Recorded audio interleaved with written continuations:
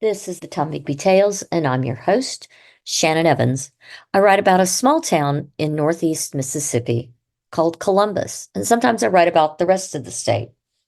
This episode is about two women who were, one was a student of what is now MUW, and one was a professor, Rosa Jeffrey Peebles and Edith Fahnestock. Edith Fahnestock was born in 1873 in Pennsylvania. She attended the Western Reserve Women's College in Cleveland, Ohio, where she studied French and Spanish. This was followed by 2 years abroad at the University of Zurich and the Sorbonne in France. She then was a fellow at Bryn Mawr, earning a PhD in Romance philology.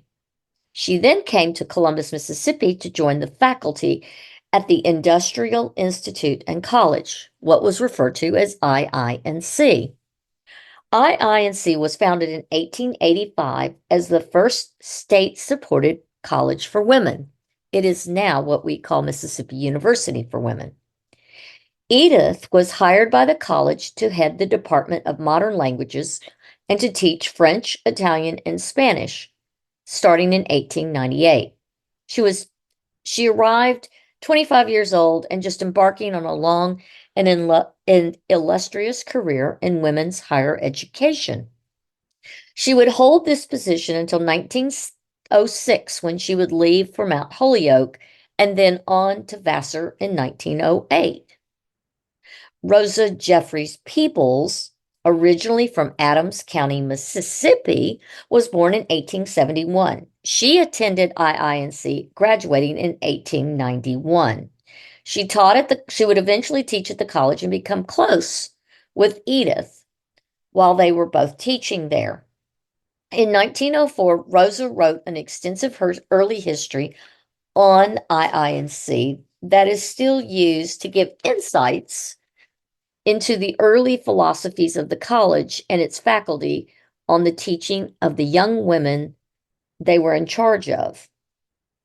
Both Rosa and Edith were influenced by the ideologies of Pauline Orr, as well as her stance on women's rights. Like Orr, they were suffragettes, an unpopular movement among male leadership at the college.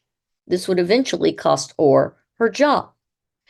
Armed with their PhDs from the prestigious Bryn Mawr, Rosa and Edith departed the South and headed eventually together to Vassar. Edith was hired in 1908 and Rosa in 1909 per Vassar faculty rosters.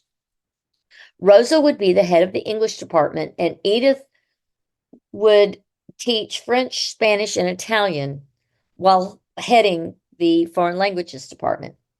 Rosa would retire in 1938 and Edith in 1939. Rosa's doctoral thesis on the romance of Longinus from Arthurian legend is still considered to be the canon on that subject. She also published other scholarly articles and was responsible for the development and launch of Vassar's Journal of Undergraduate Studies. Rosa and Edith traveled extensively in Europe. Many summers between 1924 and 1934 were spent in England, France, and Spain. Edith and Rosa remained friends with Pauline Orr and her partner, Miriam Green Pasley. I think I'm saying that right.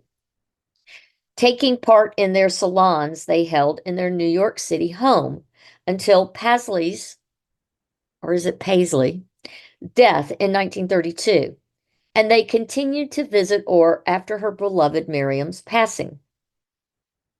Rosa died in her home with Edith, in Poughkeepsie, New York, on May 24th, 1952. The two remained partnered until their death. She was buried in Birmingham, Alabama, at the insistence of her sister. Edith would die shortly after in 1956 in Vermont, where she is buried. I want to thank you for coming on my tour of Columbus, Mississippi, Lowndes County, and the Tombigbee Tales. Until next time.